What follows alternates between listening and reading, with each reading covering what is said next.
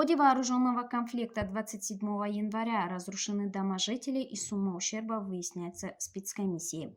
Председатель Саглийской области и руководство правоохранительных органов посетили Джамуати Ходжай-Ало и Чоркух. В ходе бесед с жителями Ходжай-Ало и Чоркух было отмечено, что создана комиссия и она тщательно проводит все необходимые работы. Жители сел были осведомлены об итогах переговоров совместной рабочей группы.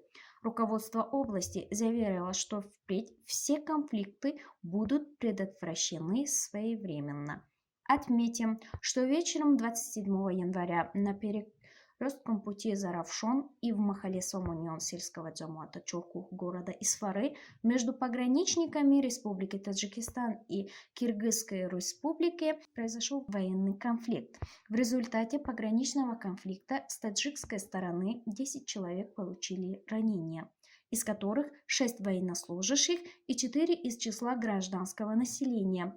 Кроме Абиджона Тучиева, в ходе вооруженного конфликта от взрыва миномета киргизской стороны погиб 58-летний Абдулатиф Шарипов, водитель скорой помощи.